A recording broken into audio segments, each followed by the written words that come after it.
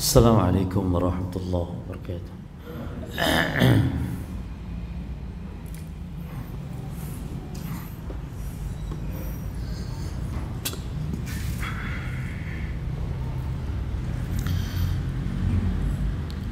Innal hamdalillah nahmaduhu wa nasta'inuhu wa nastaghfiruh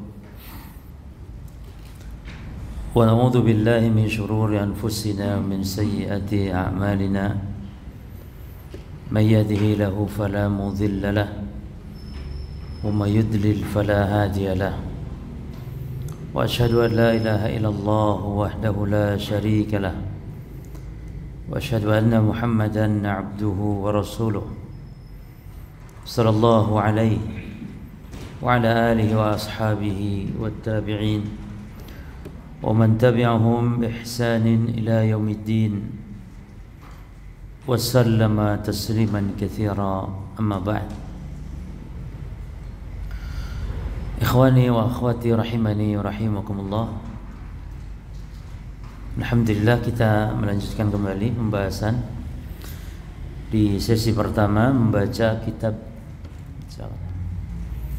Al-Qawaid Al-Aqdiyah fi Bayan Madhab Ahlussunnah wal Jamaah, kaidah-kaidah akidah tentang penjelasan akidah Ahlussunnah wal Jamaah. Kita di pembahasan tentang ruqyah dan insyaallah kita akhiri pembahasan ruqyah.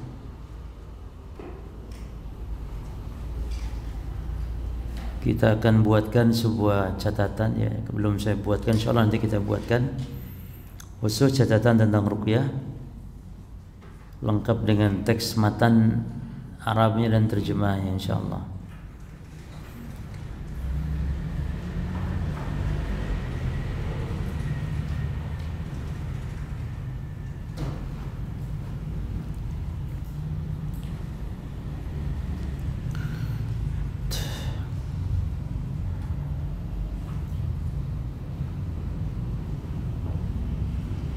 Tapi kita masuk di kaidah yang ke 89. Qala al-muallif hafizahullah ta'ala al-qaidatu at-tasi'atu was-samanun wadi'ul barakah wallahu wahdahu la syarika lah. Wadi'u bukan wadu'u, wadi'u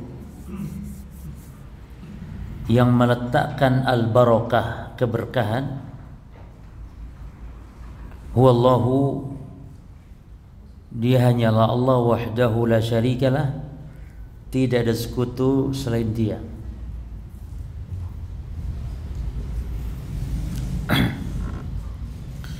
Yang meletakkan keberkahan hanyalah Allah semata, tiada sekutu bagi Allah subhanahu wa ta'ala. Al-barakah artinya kasratul khair wasubutuhu. Barakah itu diambil dari kata al-birkah, artinya majma'ul ma, kumpulan air.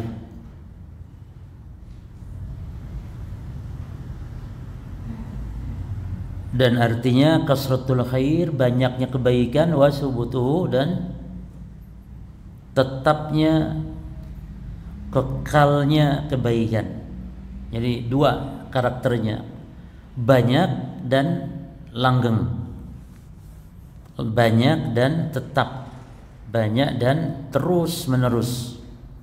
Itu barakah. Diambilnya dari kata birkah. Al-birkah yakni maknanya kumpulan air.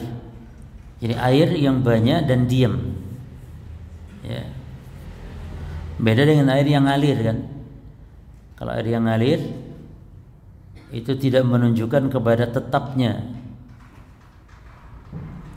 Tapi kalau air itu diam, maka menunjukkan dia tetap, kekal, dan dia banyak. Makanya dibedakan antara air yang diam dengan yang mengalir itu dari dua sisi, dari al-kasrah, dari banyaknya, dan dari as-subut tetapnya. Nah, itu namanya al-barakah. Ini kebaikan yang banyak dan langgengnya kebaikan. Adapun istilah tabarruk, kalau tabarruk yakni maknanya thalabul barakah, ngalap berkah. Ya. Kalau tabarruk artinya ngalap berkah. Dan ngalap berkah itu bisa satu dari dua kemungkinan. Bisa tabarruk ngalap berkah bi amrin syar'i, dengan hal yang disyariatkan. Ada yang ngalap berkah itu dengan yang tidak disyariatkan.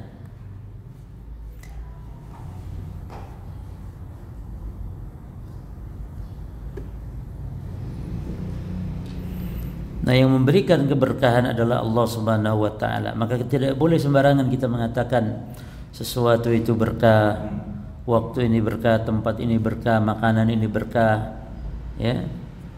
Orang itu berkah misalnya, enggak boleh sembarangan karena itu berpatokan kepada dalil. Makanya disebutkan di kaidah berikutnya, la yazuzu tabarruk bi syai'in illa bidalil. Tidak boleh dia ngalap berkah terhadap sesuatu kecuali dengan dalil.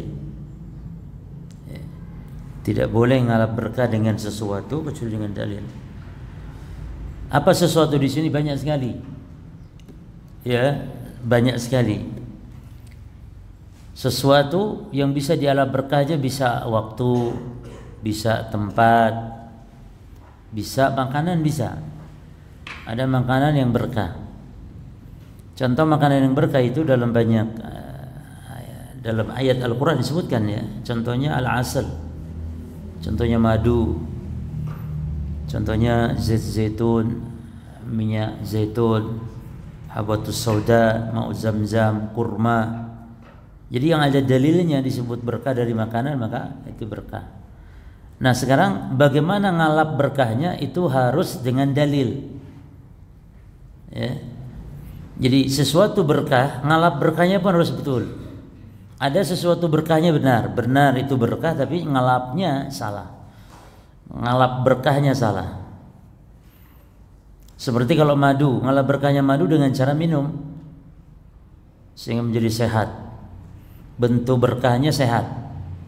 Caranya diminum. Minyak zaitun atau zaitun bisa dimakan, bisa dioleskan. Cara ngalap berkahnya, ya. Habatus sauda juga sama, diminum, dioleskan, ya. Terus ada lagi contohnya tempat, ya, seperti masjid, seperti cara ngalap berkahnya masjid dengan ibadah di dalamnya, salat, zikir, baca Quran. Jadi tabaruk itu harus betul-betul sesuai dengan syariat.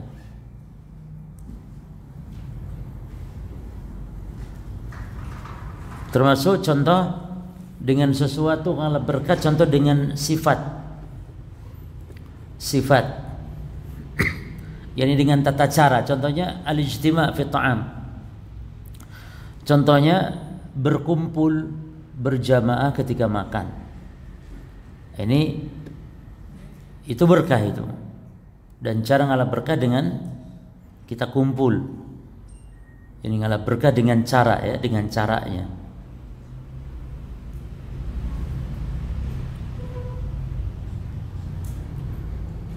Dan ini maksud dengan berkumpul itu jemaah, artinya makan itu satu piring, orangnya banyak. Satu piring. Kata Nabi, istami'u ala ta'amikum, berkumpullah pada makan makanan kalian. Wadhkuru smallahi azza wa jalla yubaraku lakum fihi. Sebut nama Allah, lalu nanti Allah akan beri berkah padanya. Termasuk kalau makan itu jangan langsung ambil tengah-tengahnya, tapi piring di sisi-sisi nampan. Itu juga bentuk cara ngalap berkah. Karena ada dalilnya. Kata Nabi, al-barakah tanzilu wastat ta'am. keberkahan itu turun di tengahnya makanan, maka faqulu min hafataihi, maka makanlah dari sampingnya, dari sisi-sisinya. Wala ta'kulu min wasatihi, jangan makan langsung dari tengah-tengahnya piring. Jadi pelan-pelan dari sisi piring. Termasuk contohnya mengisap jari, menjilati jari ba'da ta'am, setelah makan. Itu juga cara-cara ngalap keberkahan yang disyariatkan. Idza akala hadukum falyal'aq asabi'ahu. Apabila salah seorang kalian makan, maka hendaklah jilat jarinya, jari jemarinya dijilat. Fa innahu la yadri fi ayatihinnal barakah, karena dia tidak tahu di sebelah mana ada keberkahan. Jadi berkah itu biasanya bisa jadi di tangannya dia, makanya jangan langsung cuci tangan sehingga dijilat jarinya. Maka Imam Bukhari membuat bab dalam kitab sahihnya, bab la'aqi al-asabi wa massiha qabla an tumsaha bil mandil. Bab menjilat jari atau wa massiha, mas itu ya menjilat juga, menjilat, menghisap lah. Bab menjilat jari dan menghisap jari sebelum diusapnya oleh tisu atau oleh kain atau sebelum dicuci tangan. Ya.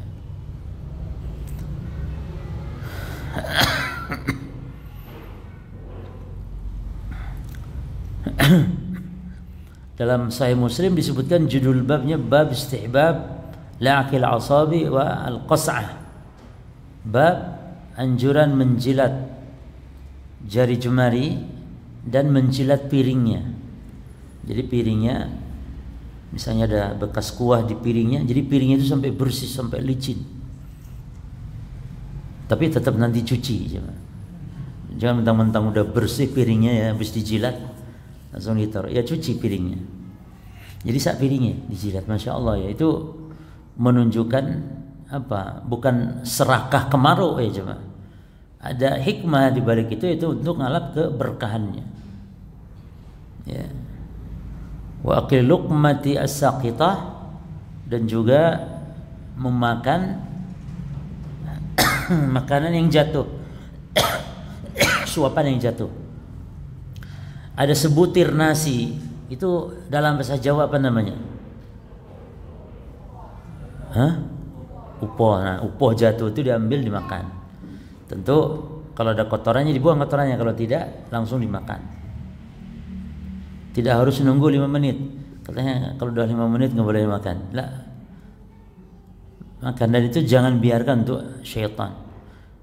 Ba'da mashi ma yusibuha min adha, setelah dibuang kotoran yang nempel di makanan tersebut. Misalnya upo jatuh, ada maka ini dibuang. Atau sesuatu yang jatuh, maka dibuang yang kotornya lalu dimakan. Wa karahati mashil yadi qabla laq'iha, dan makruh mengusap tangan, yang cuci tangan, mengusap tangan sebelum dijilatnya. Masya Allah ya, sampai gitu.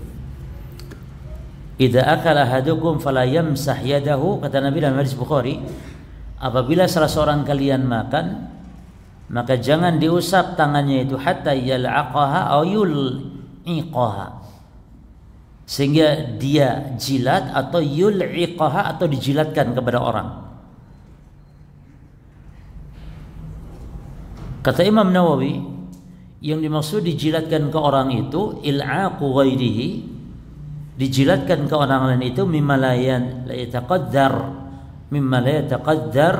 dzalika, yang orang itu tidak merasa jijik tentunya, min zaujatin, seperti istri atau suami atau pasangan ya. Tapi antum gimana kalau bekas makan istri antum jilat itu, jijik enggak antum? Nah cuma ono sing jijik juga, tapi ya menunjukkan di sini kalau menurut konsep para ulama bahwa ya jilatan istri itu ya tidak jijik ya. Buktinya antum cium istri kan tidak jijik juga, ya kan? Ya, tapi kan kalau cium ada syahwat ya beda. Ya, makanan juga sama. Bahkan Aisyah dengan Nabi itu, Aisyah itu kalau minum, itu Nabi minum bekas bibirnya Aisyah, bekas bibir betul Aisyah, enggak diputar. Kalau antum kan minum bekas istri itu nanti antum putar tuh, mana yang gelasnya masih bukan bekasnya istri, diputar. Sama kerjaan ada seorang, jangan disebut lah ya, ada seorang istri, dia makan pentol suaminya atau siomay, itu di pojoknya kan ada bolongan jemaah. Dia nyicipin itu ternyata buat lubang baru jemaah, buat lubang baru karena nama bekas punya suaminya. Ada yang begitu, orangnya ada di sini kayaknya. Ya jemaah, sampai gitu, itu kan nanti suaminya tersinggung gitu. Ya. Bekas suami nggak apa-apa, bekas istri. Ini nggak ada jarak urusan aurat, urusan hal itu. Ini kata Imam Nawawi. Atau siapa lagi? Atau anak. Wa kadza man kana fi ma'nahum. Demikian pula yang semakna dengannya. Ya. Dan kalau tidak bisa pun maka lau al-aqaha syatan wa nahwaha. Atau kalau nggak ada istri, nggak ada anak, ya dijilatkan ke yang semisal, yang tidak jijik, yaitu dijilatkan ke seekor kambing atau yang semisal. Nah, semisal mungkin apa? Kucing barangkali. Dijilatkan. Ya. Baik.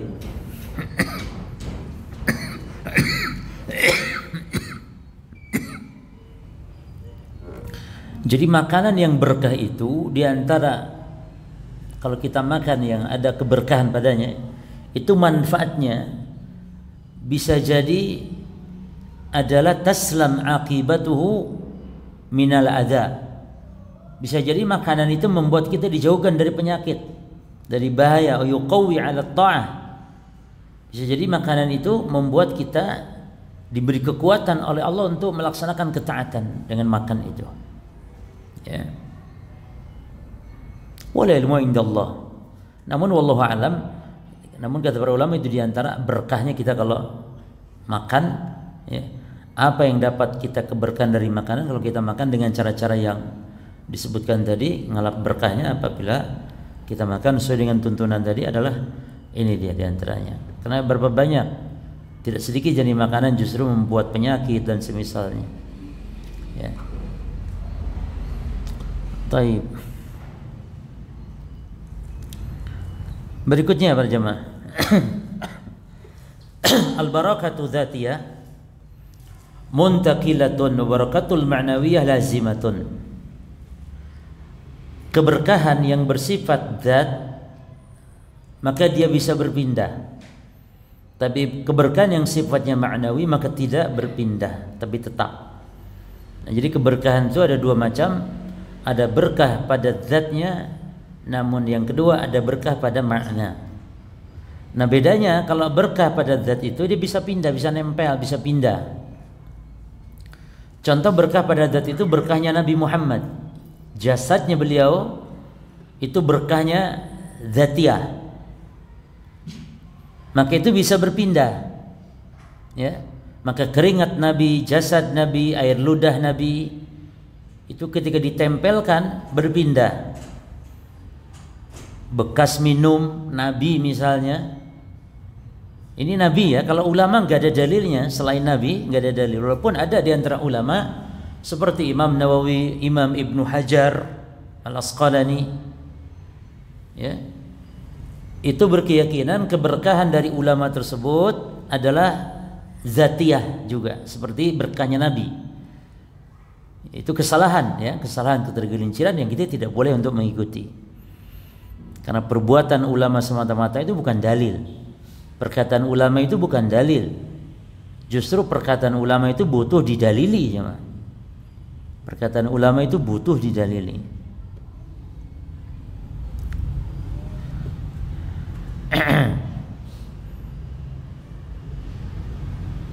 Beberapa riwayat yang menjelaskan keberkahan pada zatnya Nabi sallallahu alaihi wasallam.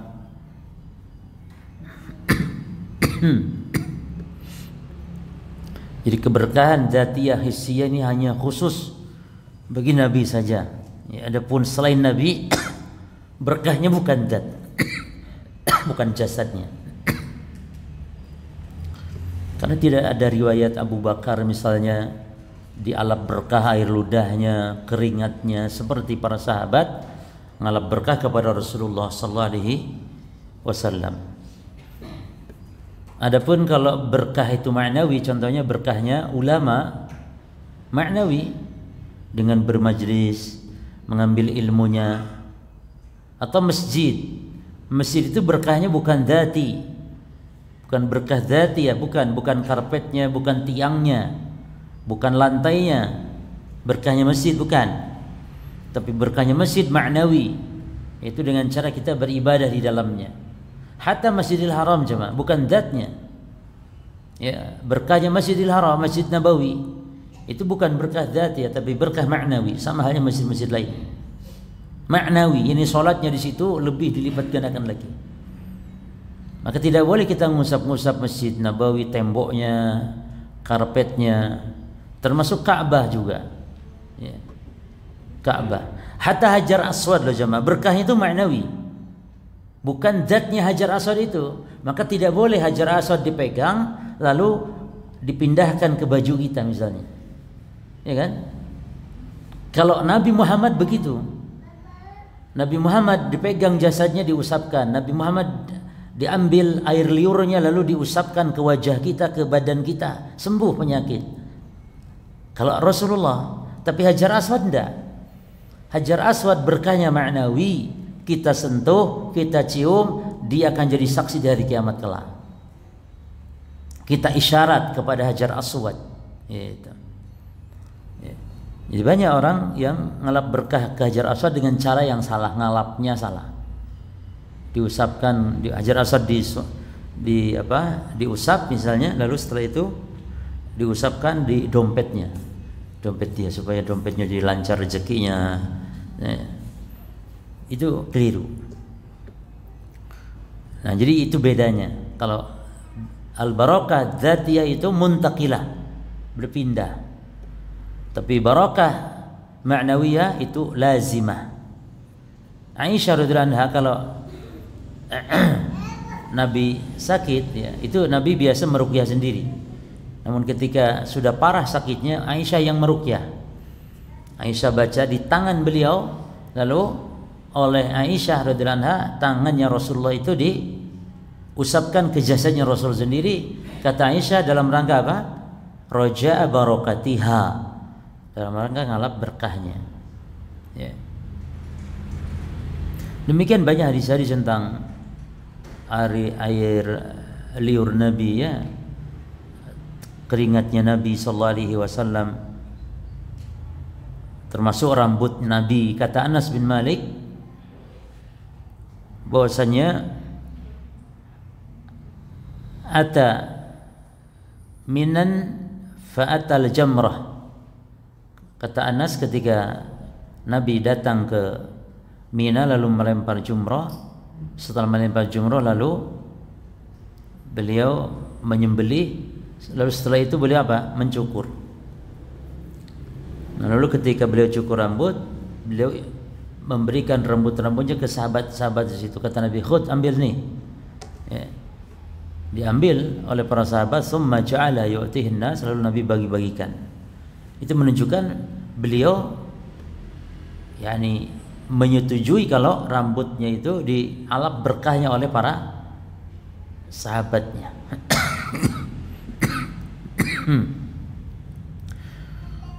Tapi wajib dipastikan ya jemaah, peninggalan Nabi pun sama berkah kalau masih ada dan betul-betul asli.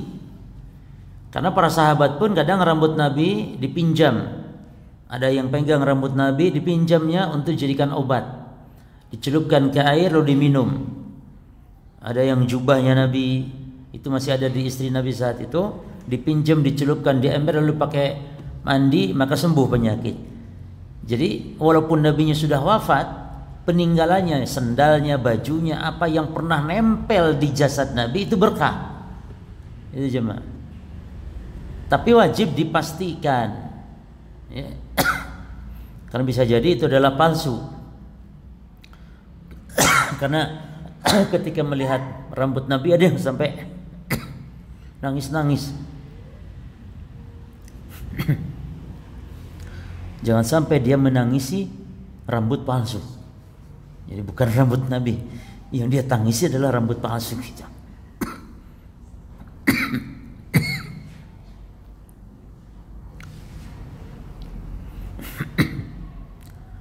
Adapun kalau air ludah Nabi itu ketika Ali sakit mata ya, diludahi sama Nabi SAW, lalu sembuh.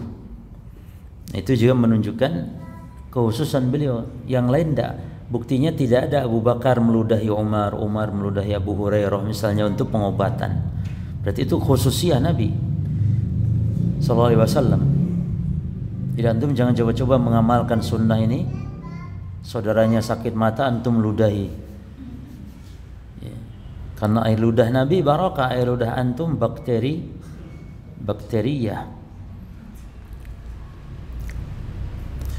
Taib.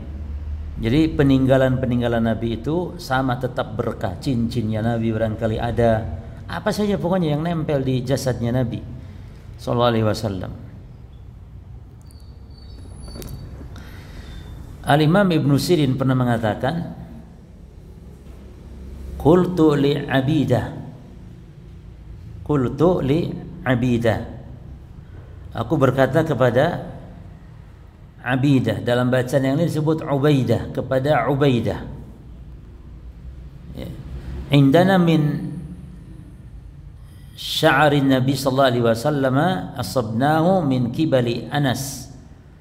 Kata Imam Nusirin, aku punya rambut Nabi yang aku diberi oleh Anas bin Malik. Au min kibali ahli Anas, atau dari keluarganya Anas bin Malik, sahabat. Faqala, lalu Ubaidah atau Abidah berkata, la an takuna indi sya'ratun minhu ahabbu ilayya minad dunya wa ma fiha. Sungguh satu helai rambut Nabi aku miliki itu lebih aku sukai daripada dunia dan seluruh isinya. Ya, ini perkataan dari para salaf terkait ini rambut Nabi, peninggalan Nabi sallallahu alaihi wasallam. Demikian pula dalam hadis Muslim, Asma binti Abi Bakar pernah mengeluarkan jubah Nabi. Kata Asma, jubah ini kanat inda Aisyah hatta qubidat. Jubah ini ada di tangannya Aisyah sampai wafat. Lalu falama qubidat, lalu ketika Aisyah wafat, maka qabattuha, aku yang megang jubahnya Rasul ini. Wa kana Nabiyyu sallallahu alaihi wasallam yalbasuha, dan ini dipakai oleh Nabi jubah ini. Lalu fanahnu, maka kami, kata Asma binti Abi Bakar, nagsiluha lil marda istashfa biha, maka kami mencucinya jubah ini, yakni membasuhnya jubah ini, yakni air bekas basuhannya itu yustashfa biha, dipakai untuk menyembuhkan sebagai obat bagi orang-orang yang sakit. Ya, ini dalil-dalil yang menunjukkan, hadis Muslim, hadis sahih yang menunjukkan kalau peninggalan Nabi setelah wafatnya Nabi itu tetap berkah. Namun para ikhwan, untuk di zaman kita sekarang, kata para ulama, peninggalan Nabi itu banyak hal-hal yang sebenarnya palsu. Ya.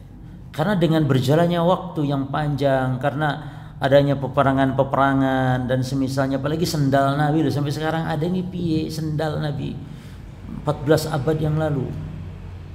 Ya. Sampai sendalnya dijadikan lambang itu kan. Lambang sendalnya kayak mana bentuknya. Itu harus dipastikan. Makanya kata para ulama diantaranya Syekh Al-Albani mengatakan, wa nahnu na'lam anna asarahu sallallahu alaihi wasallam min thiyabin, dan kita tahu, kata Syekh Al-Albani rahimahullah, bahwa peninggalan Nabi min thiyabin, berupa baju, atau sya'rin, atau rambut, atau fadolatin, atau apa saja yang ya, yang merupakan peninggalan Nabi sallallahu alaihi wasallam, ya, apapun bentuknya, entah cincin apa, pokoknya itu sisa-sisa yang ditinggalkan Nabi. Qad fuqidat, sekarang ini sudah tidak ada lagi. Walaysa biimkani ahadin, dan tidak ada seorang pun yang mungkin itsbatu wujudi syai' minha, yang bisa menetapkan, memastikan keberadaannya tersebut. Gimana buktinya? Kita nggak ada badan ahli kan, nggak ada gitu loh. Mana buktinya? Apalagi sudah 14 abad loh. Kalau sabda Nabi bisa dibuktikan adanya sanad, lah ini mana sanadnya? Gitu. Jadi tidak bisa seorang pun yang bisa memastikan ala wajil qat'i wal yakin, secara pasti dan yakin, nggak ada. Ya. Itu dalam kitab At-Tawassul, Syekh Albani mengatakan demikian.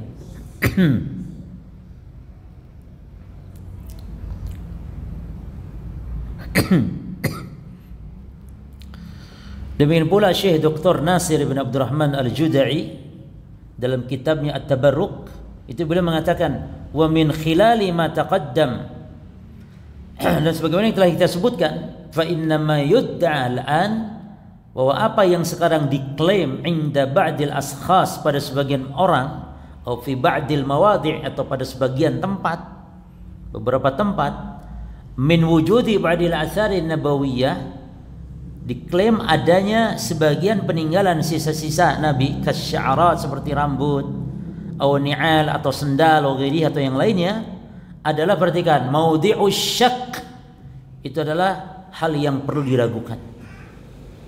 Jadi jangan diyakini, justru ragukan. Gitu. Fayahtaju fi isbati sihhati nisbatihi ila Rasul. Dan kita butuh untuk penetapan benarnya penyandaran itu kepada Rasul. Mana sandarannya kepada Rasul ini? Sendalnya Rasul, baju Rasul. Perlu dalil ila burhanin qati', kepada dalil yang pasti, yang yuzilu syak, yang menghilangkan keraguan tersebut. Ya. Walakin ana dzalik, akan tapi mana pembuktian itu, kan tidak ada. Ya. Bahkan dibisniskan oleh ikhwan sekarang ini, dibuat museum Nabi gitu kan, di Kalimantan kalau tidak salah ya, di Kalimantan. Lalu orang suruh datang nanti bayar, cium rambut Nabi bayar, dibisniskan. Terus anehnya itu, kenapa semua peninggalan Nabi adanya di Indonesia gitu cuma? Sehebat itu kita nih, masya Allah. Kenapa enggak ada di Madinah? Kenapa enggak ada? Kok ada di Indonesia? Termasuk anak cucu Nabi. Kenapa enggak di Mekah, enggak di Madinah, adanya malah di Indonesia nih anak cucu Nabi ini? Ya. Di Nusantara gitu loh. Ini suatu keajaiban memang yang patut kita syukuri. Ya. Keajaiban. Baik.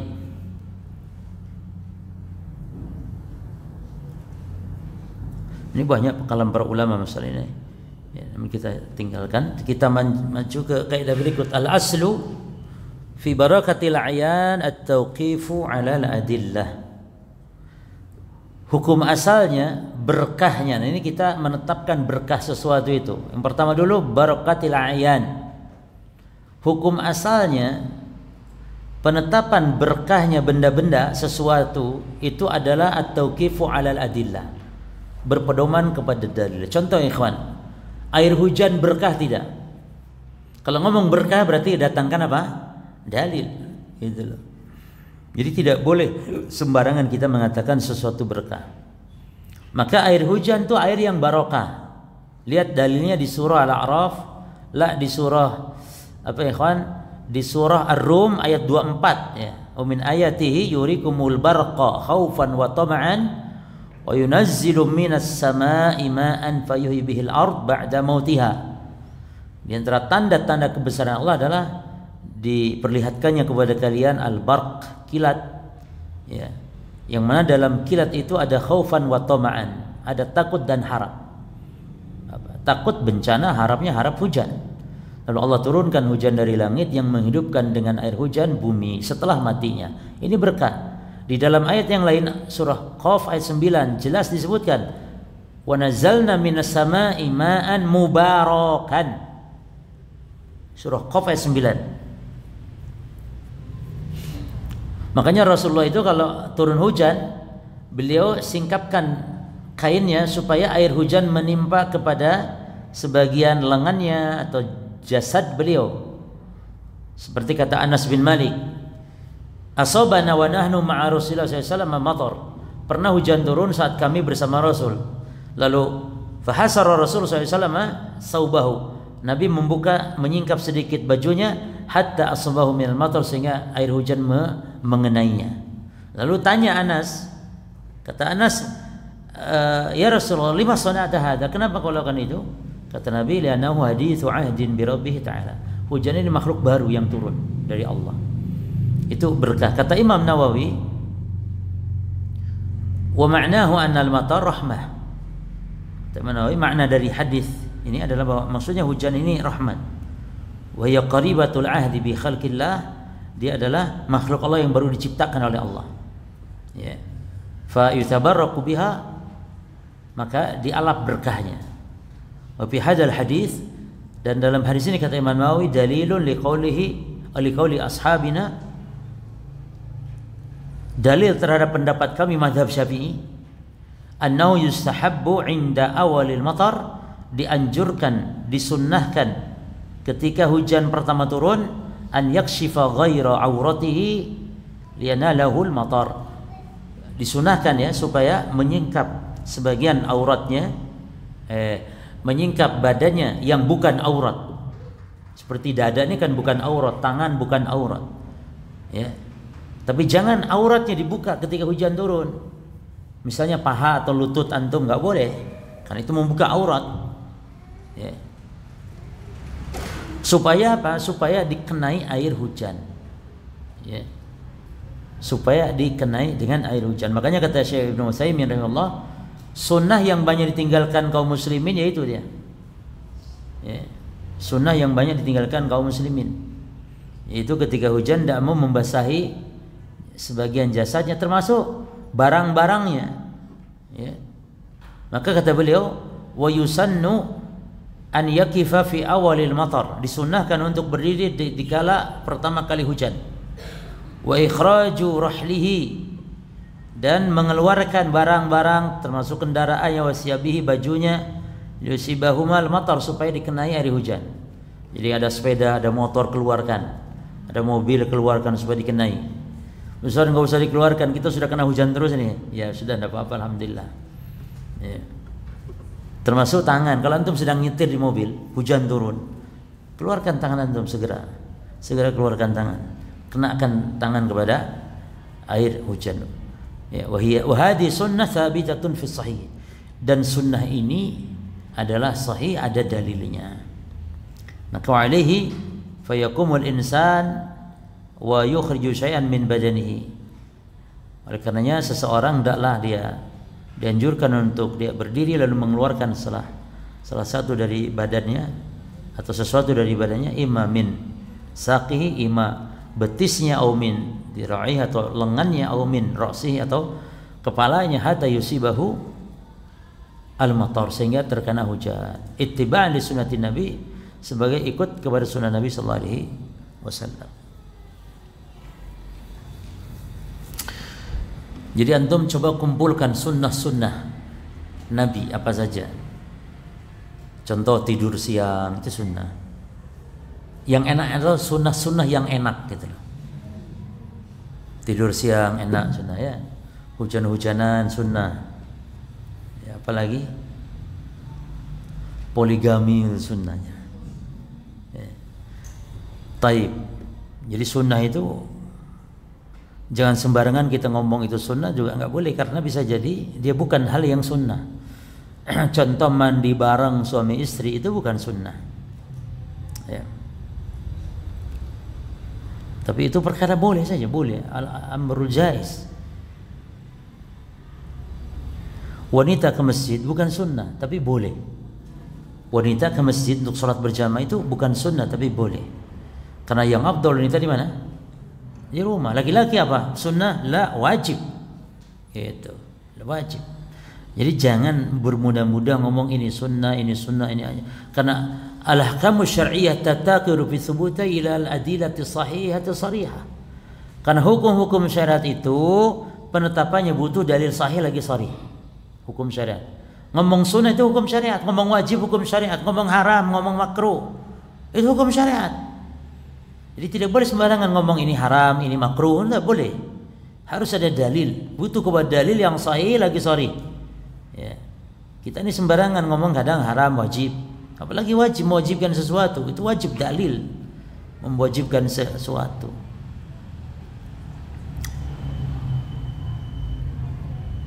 Contoh yang lain apa para jemaah?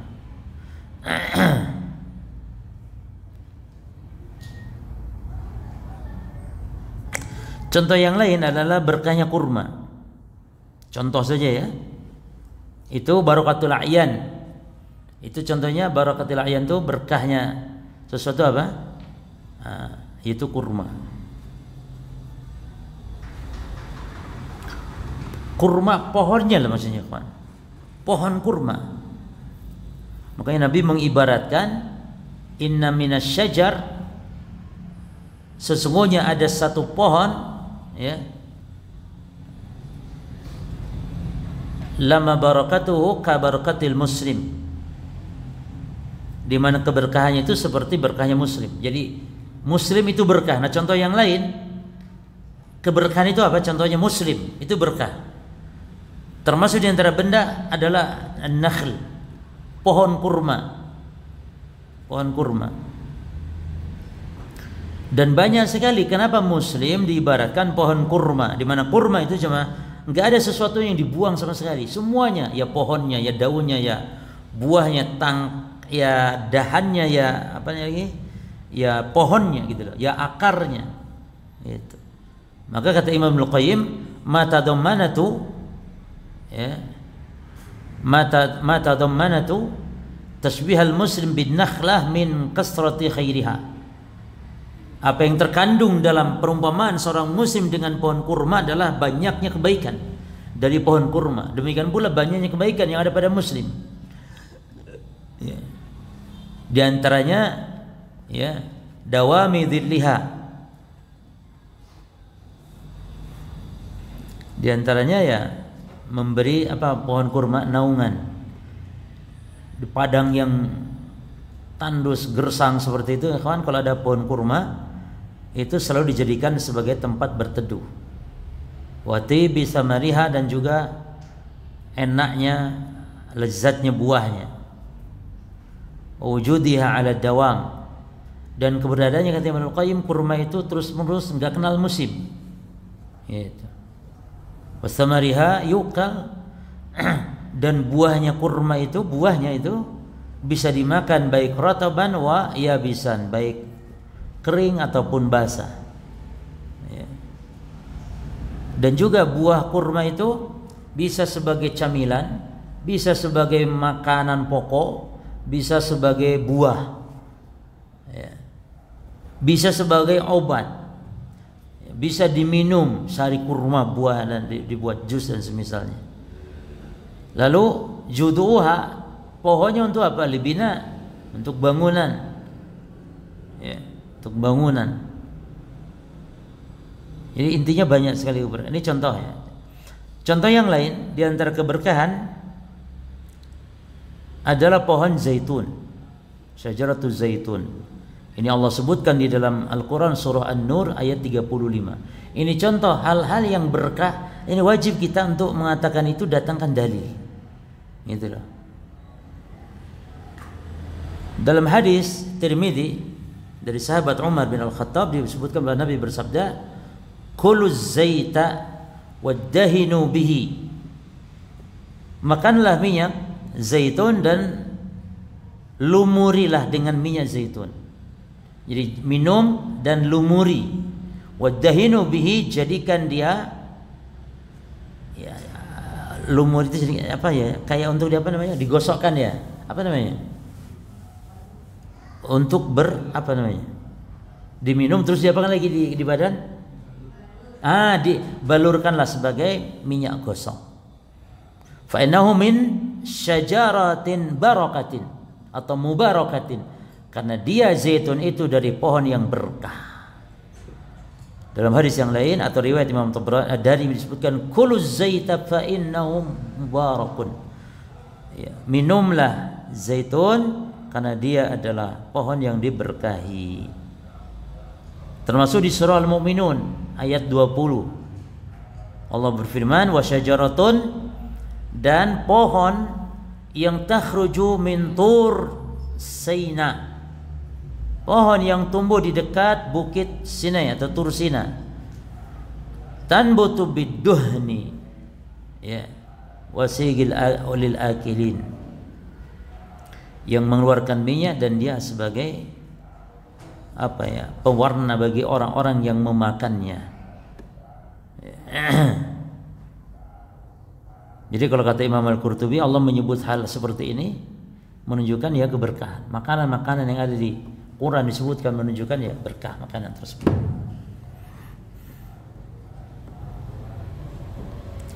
Contoh yang lain apa coba? Kuda. Kuda itu ada dalilnya. Kalau kuda itu berkah.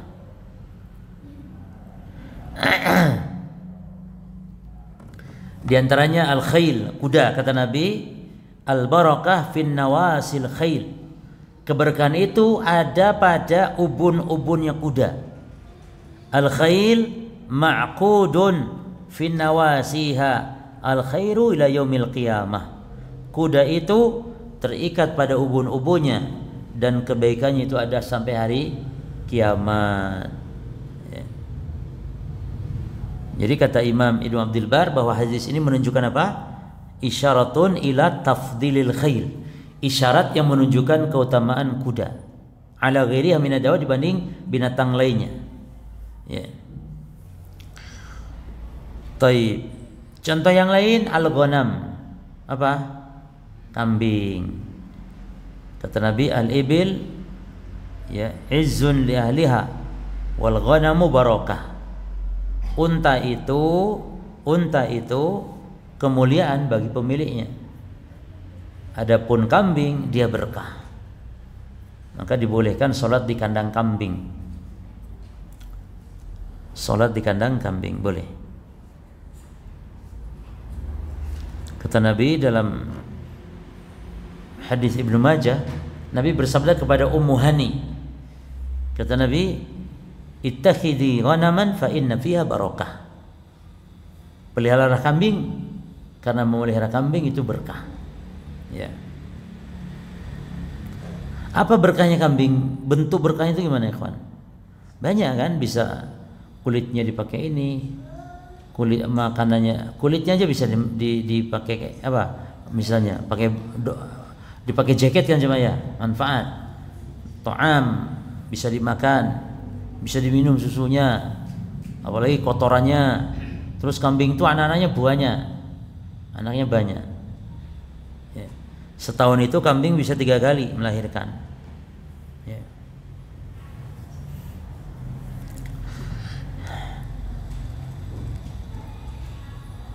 Termasuk memelihara kambing itu bisa mengajarkan kita kesabaran. Makanya seluruh para nabi rasul itu, semua nabi rasul mengembala kambing, termasuk Rasulullah.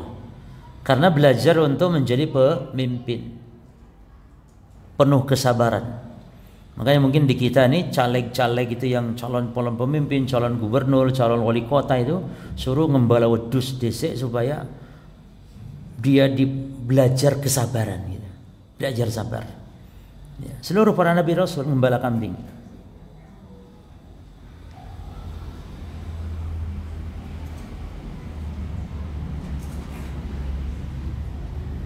Contoh yang lain apa? Banyak ya, cukup ya insyaallah. Berikutnya yang ke-93 atau cukup? Baik. Kita tambah satu lagi. Al-aslu fi barakatil azminati. Hukum asalnya berkah pada azminah. Waktu-waktu itu adalah at-tauqifu 'ala al-adillah. Adalah berpatokan kepada dalil. Yani tidak boleh mengatakan hari ini berkah, bulan itu berkah. Ya. Kecuali adanya dalil. Adanya dalil. Contoh bulan-bulan yang berkah, waktu yang berkah, contohnya bulan Ramadan, ada hadisnya. 10 malam terakhir Ramadan, ada hadisnya. Malam Lailatul Qadar, malam yang berkah, ada hadisnya. Tapi hari ini berkah misalnya, wajib datangkan dalil. Hari Arafah berkah, ya, hari-hari Arafah. Bagaimana cara ngalap berkahnya? Beribadah di waktu-waktu berkah tersebut. Di bulan Ramadan kita berbanyak ibadah, dapat berkahnya. Di malam Lailatul Qadar ibadah, ada berkahnya. Di hari Arafah puasa, mendapat keberkahan. Karena amalan itu para ikhwan dilipat gandakan pahalanya oleh Allah dengan sebab keutamaan tempat atau keutamaan waktu. Salat ketika di Masjid Al-Haram beda karena berkahnya tempat tersebut. Itu. Salat atau sedekah di bulan-bulan tertentu, bulan haram seperti sekarang bulan Rajab, itu dilipat gandakan. Makanya perbanyak antum ya sekarang ini perbanyak puasa tanpa harus menyebut puasa Rajab, enggak. Ini puasa mutlak, perbanyak di bulan Rajab. Adapun hadis yang banyak beredar, hadis maudhu' seperti inna fi al-jannati nahran yuqalu lahu Rajab, sungguhnya di surga itu ada sungai namanya Rajab. Mauhu asyadu bayadan minal laban wa ahla minal asal. Airnya air sungai itu lebih putih dari madu, dari susu lebih manis dari madu. Man shoma yawman fi Rajab, siapa yang puasa sehari saja di bulan Rajab, saqallahu min dzalikan nahar, Allah beri minum dari air sungai Rajab tersebut. Enggak ada ini akidah ini. Mengatakan di surga ada sungai Rajab ini kadzab, dusta atas nama Allah. Dusta atas nama Rasul sallallahu alaihi wasallam. Tapi beredar di majelis-majelis disampaikan qala Rasulullah, itu Rasul bersabda. Waduh, hadis palsu. Rasul bersabda, hadis palsu. Dan antum juga tidak boleh sembarangan men-share hadis-hadis Rasul seperti itu. Apalagi ada ciri-cirinya. Kalau hadis itu panjang, bikin baper,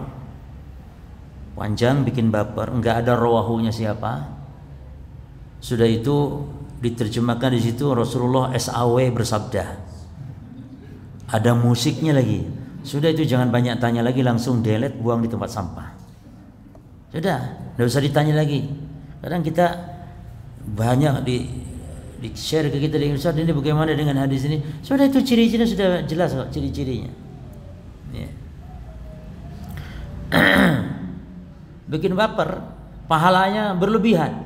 Siapa yang puasa sehari di bulan Rajab misalnya, maka dapat pahala ibadahnya 700 tahun malaikat misalnya. Masya Allah. Yani kalau ngomongin pahala heboh banget gitu. Kalau ngomongin pahala, ya, berlebihan. Nah, itu waktu ya. Sekarang tempat. Kaidah ke-94 al-aslu fi barakatil amkinah. Hukum asal berkah pada tempat-tempat itu atau tauqif ala adillah, berpatokan kepada dalil. Contohnya apa? Masjid secara umum. Masjid yang 3 secara khusus, Masjid Al-Haram, Masjid Nabawi, Masjid Al-Aqsa. Ya. Cara ngalap berkahnya sholat, berziarah ke tempat itu dan sholat di 3 masjid tersebut. Ya. Kalau berkahnya negeri, contoh Mekah dan Madinah dan Syam. Jadi Syam itu negeri yang berkah. Allahumma ja'al bil Madinati di'fai ma bi Makkah minal barakah, kata Nabi, ya Allah jadikan Madinah itu 2 kali lipat berkahnya dari kota Mekah. Ya. Apalagi yang tempat itu berkah cuma contohnya Arafah, Muzdalifah, Mina. Itu berkah, namun berkah itu cara ngalapnya bagaimana gitu loh. Ketika melakukan manasik haji. Berkah. Jadi tempat padang Arafah itu berkahnya itu kalau di hari Arafah orang wukuf di situ, doa di situ. Sekarang doa di Arafah, ya ikhwan. Sekarang jemaah umrah suka ziarah ke padang Arafah kan? Nah sekarang doa di padang Arafah di situ enggak mustajab. Yang mustajab itu ketika wukuf pada hari Arafah. Kalau sekarang banyak orang duyun-duyun doa di situ. Naik ke Jabal Rahmah di situ doa. Itu kalau hari Arafah dan kalau sedang wukuf. Itulah ikhwan. Bahkan orang yang bukan hajian doa di situ, orang ndak haji dia, mungkin pegawai, mungkin polisi, mungkin perawat, ndak hajian, doa di Arafah itu tidak mustajab kecuali mustajabnya di hari Arafahnya saja. Jadi dapat dia fadilah hari Arafahnya saja.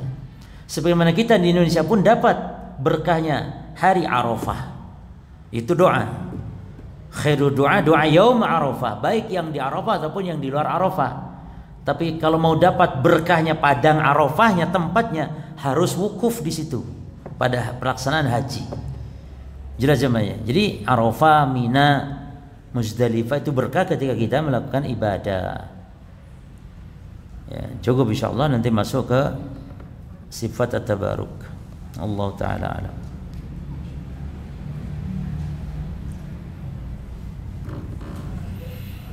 Kita masuk ke kitab Al-Mulakhas.